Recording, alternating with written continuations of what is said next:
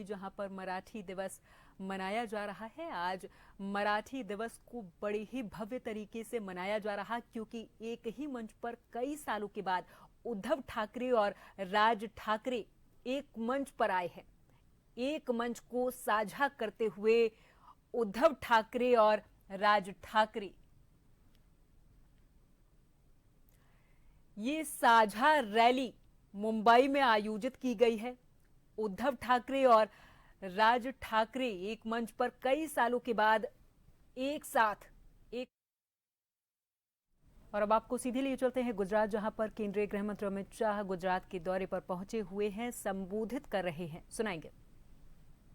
की रखी गई और उसके माध्यम से किसानों की सशक्तता के लिए एक बहुत बड़ा अभियान चला। 1946 में खेड़ा जिला दूध उत्पादक सहकारी संघ इसकी स्थापना हुई और आज वो त्रिभुवन दास ने बोया हुआ बीज वटवृक्ष बनकर पनपा है। 36 लाख बहनें 80,000 करोड़ का कारोबार करती है और किसी ने 100 रुपए से ज्यादा पूंजी नहीं रोकी। पॉल्सन की शोषणकारी नीति के सामने सहकार की संगठन की शक्ति खड़ी करने का काम ये त्रिभुवन दास जी ने किया और आज अमूल ब्रांड से विश्व का खाने पीने की चीजों के क्षेत्र में सबसे मूल्यवान ब्रांड अमूल बनकर उभरा है। ये हम सब के लिए गौरव का विषय है। और मित्रों, धीरे धीरे दीपक की तरह झलकर उन्होंने सहकारिता आंदोलन को सींचने का काम किया और जब उन्होंने अपने आप अमूल के अध्यक्ष के पद से रिटायरमेंट लिया, तब 6 लाख बहनें एक कारोबार के साथ जुड़ी थी। सबने एक एक रुपया देकर 6 लाख रुपया त्रिभुवन भाई को थैली भेंट की। त्रिभुवन भाई ने वो 6 लाख रुपया भी त्रिभुवन फाउंडेशन ट्रस्ट को देकर एक बहुत बड़ा उदाहरण कोऑपरेटिव सेक्टर में बनाने का किया। ये उन्हीं का विजन था कि दुनिया भर की प्राइवेट डेयरियों के सामने आज हमारे देश की कोऑपरेटिव डेयरी सीना तान कर खड़ी है। दुनिया भर के पूंजीपतियों के सामने कोऑपरेटिव का मॉडल सफल बनकर उपसा है और उन्हीं का विजन था।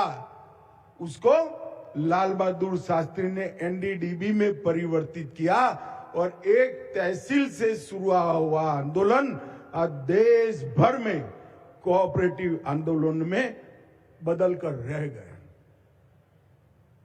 और वो कहते थे कुरियन साहब का बड़ा योगदान है। कुरियन साहब का योगदान तो है ही, इसको कोई नकार नहीं सकता। गुजरात में ये संस्कार नहीं है कि किसी के भी योगदान को नकारा जाए।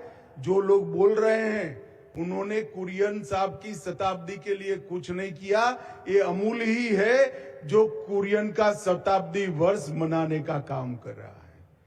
और कुरियन साहब को नीदरलैंड पढ़ने लिखने के लिए भेजने का काम भी हमारे त्रिभुवन दास पटेल साहब ने किया था और उन्होंने उनको फ्री हैंड देकर ये पूरी चीज का निर्माण कर। एक सहकारी नेता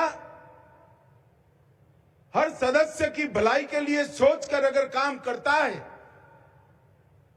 तो राष्ट्र के निर्माण में और राष्ट्र की समृद्धि बनाने की प्रक्रिया में कितना बड़ा योगदान कर सकता है, उसका एक आदर्श उदाहरण त्रिभुवन दास काशीदास पटेल ने यहां पर प्रस्तुत किया था।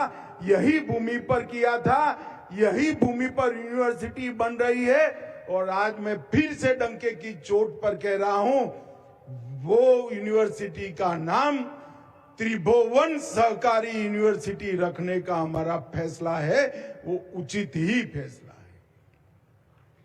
मित्रों, वसुधैव कुटुंबकम और सर्वे भवन्तु सुखिनः, ये हमारे देश के मूल विचार हैं, हमारी संस्कृति की नींव है और उसी से इस सहकारिता की भावना की संस्कृति पैदा हुई है।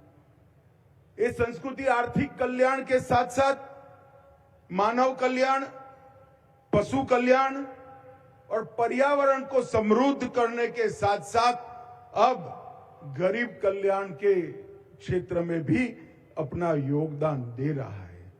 30 करोड़ सदस्य जिसके है ऐसा एक आंदोलन, जिसकी एक प्रकार से शिक्षा के बारे में एक बड़ा वैक्यूम का अनुभव होता जाता था। शिक्षा में वैक्यूम था तो नवाचार और प्रशिक्षण में भी वैक्यूम आया, संस्थाओं के बीच में समन्वय में भी वैक्यूम आया और सहकारिता यूनिवर्सिटी बनने के साथ ही ये त्रिभुवन सहकारिता यूनिवर्सिटी इस सारे वैक्यूम को समाप्त कर देगी। नीतियों का भी निर्माण करेगी, नवाचार को बढ़ावा देगी, अनुसंधान का नींव डालेगी, प्रशिक्षण तो करेगी ही करेगी और देश भर के सहकारी संस्थाओं के प्रशिक्षण का एक ही समान प्रकार से कोर्स बनाकर देश भर की सहकारिता को एक ही प्रकार से आगे बढ़ाने का काम ये यूनिवर्सिटी करेगी। पहले प्रतिभाएं थी मगर प्लेटफॉर्म नहीं था। अब उन प्रतिभाओं को ये यूनिवर्सिटी प्लेटफॉर्म देने का काम करे। दिशा तो दिखाई थी त्रिभुवन काका जैसे लोगों ने, परंतु मार्गदर्शन नहीं था। यहां से नीति बनकर वो दिशा पर किस रास्ते पर चलना, उसका मार्गदर्शन भी मिलेगा। आत्मनिर्भरता थी परंतु पूंजी नहीं थी। पूंजी कैसे प्राप्त की जाए और प्राप्त की हुई पूंजी कैसे मुनाफे के साथ लौटाई जाए,